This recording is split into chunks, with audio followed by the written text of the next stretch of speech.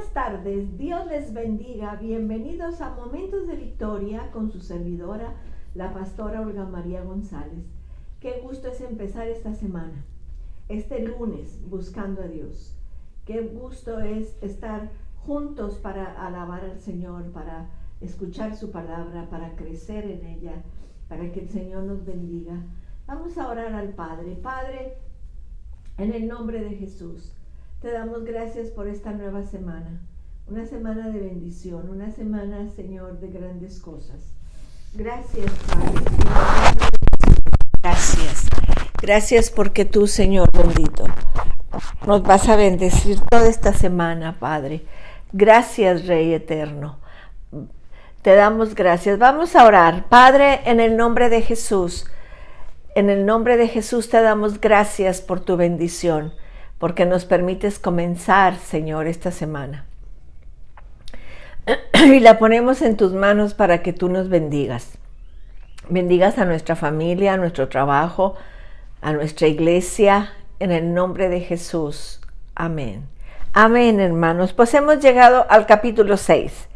Dice, después de esto, Jesús fue al otro lado del mar de Galilea, el de Tiberias, y le seguía gran multitud, porque veían las señales que hacían los enfermos. Entonces subió Jesús a un monte y se sentó allí con sus discípulos. Y estaba ahí cerca la Pascua, la fiesta de los judíos, cuando alzó Jesús los ojos y vio que había venido a él gran multitud, dijo a Felipe, ¿de dónde compraremos pan para que coman estos? Pero esto decía para probarle, porque él sabía lo que había de hacer. Vamos a estudiar esta palabra, vamos a dar gracias al Señor. Dice, después de esto, dice el versículo 1. Esta es una referencia a los días del cierre del ministerio de Galilea. Ya no iba a estar en Galilea. Los acontecimientos cubiertos entre Mateo 4:12 y 14 al 12. Vemos todo esto. Estos acontecimientos no son cubiertos por Juan. Él se concentra en el ministerio de Jesús en Judea. Por lo tanto, simplemente pasa a los hechos de Galilea utilizando la palabra después de esto. En Mateo sí lo vimos, ¿se acuerdan que vimos el ministerio del Señor en Galilea? Pero Juan solamente se enfoca en Judea. Por eso dice, después de esto. Dice, después de esto Jesús fue al otro lado del mar de Galilea, el de Tiberias, y le seguía una gran multitud. Ahí lo vemos, Jesucristo es el pan de vida, la provisión para las necesidades humanas. En primer lugar, intenta satisfacer las necesidades humanas mediante cualquier otra fuente que no sea Cristo. Está destinado al fracaso y no satisfará. En segundo lugar, la fe y la confianza son esenciales para que Dios satisfaga nuestras necesidades humanas. Jesús estaba demostrando que Él le preocupaba toda pequeña necesidad de la vida, incluso el perderse una comida, el que Él podía proveer para cada necesidad. Si el hombre simplemente creía en Él, por lo tanto enseñó una lección necesaria. Entonces tenemos que verlo, como el Señor es el pan de vida. Vemos ahí, dice, el escenario era descriptivo. Jesús cruzó el mar o el lago de Galilea, y en el lago tenía aproximadamente 45 kilómetros de largo y 12 de ancho. Las multitudes fervorosas vieron hacia dónde se estaba dirigiendo y corrieron a pie alrededor del lago. El viaje era de aproximadamente 13 kilómetros. Y para nosotros ahorita 13 kilómetros le decimos, bueno, no es tanto, porque tenemos automóviles, hay autobuses, hay bicicletas, hay motos. Pero entonces no había más que caminar a pie y eran 13 kilómetros. Tenemos que advertir que le siguieron. Dice, decía el 2, y le seguía gran multitud porque veían las señales que hacía en los enfermos. Estas dos palabras significan que la gente había estado siguiendo a Jesús durante un largo tiempo y continuaban siguiéndolo, viendo los milagros que el Señor hacía, las señales, la enseñanza que el Señor daba en sus milagros sobre la gente. Entonces, tenemos que ver que ellos seguían viendo y seguían viendo. Jesús estaba cansado y agotado y de la presión de enfrentar a la multitud día tras día. Buscó refugio al otro lado del lago, en la cima de alguna montaña desconocida. Él necesitaba tiempo para estar con el Señor, para estar con sus discípulos. Era época de Pascua, una época en la que los miles de peregrinos inundaban Jerusalén y los suburbios que lo rodeaban. La imagen es la de Jesús sentado en la ladera de la montaña, alzando sus ojos, descansando en sus rodillas y viendo una gran compañía de miles corriendo a través de los campos y por la montaña hacia él. La gran compañía incluía tanto a los que habían seguido alrededor del lago como a peregrinos que se sintieron atrapados por la excitación de oír palabra de Jesús, el Mesías prometido. Jesús hizo uso de la ocasión para demostrar dos preocupaciones: su preocupación por satisfacer las necesidades del hombre, incluso la minúscula necesidad de perderse una comida. Para él decía, ¿cómo se van a quedar sin comer?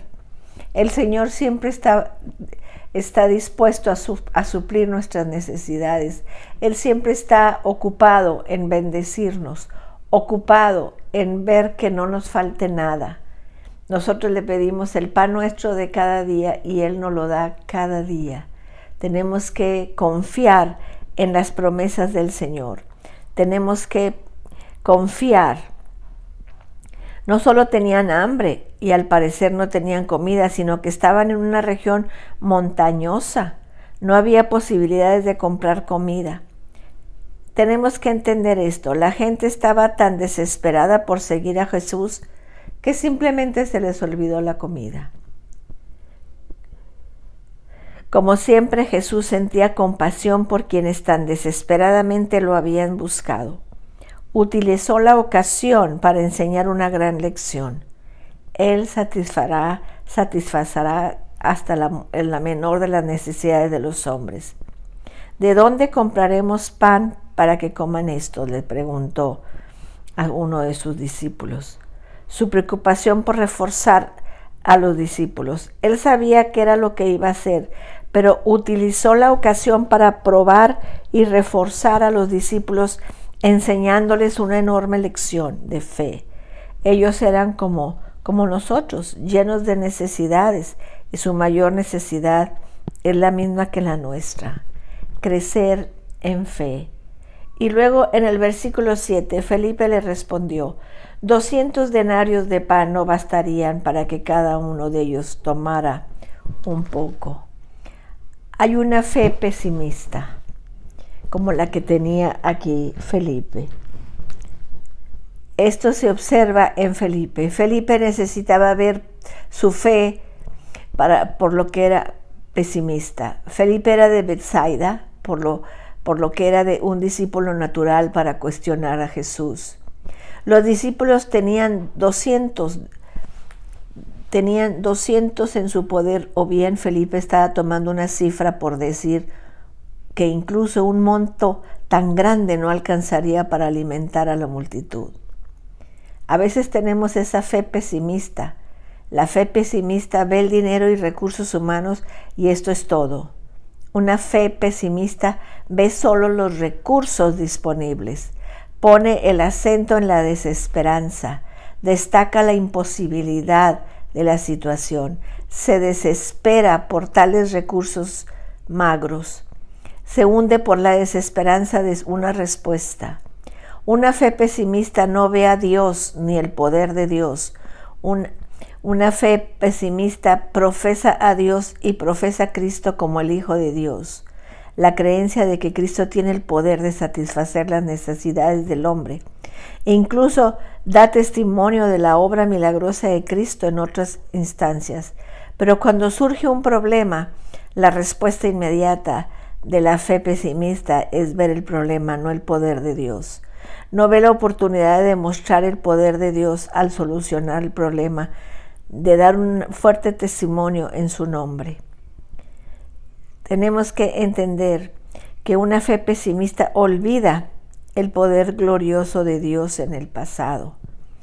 Dice en Marcos 4:38 al 40, dice: y él estaba en la popa durmiendo sobre un cabezal, y le despertaron y le dijeron: Maestro, ¿no tienes cuidado que perecemos?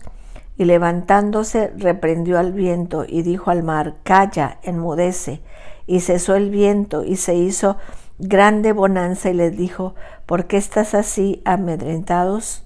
¿Cómo no tenéis fe? Esa es la fe pesimista. La fe pesimista es que siempre quieres ver el recurso, saber que está el dinero para cumplir.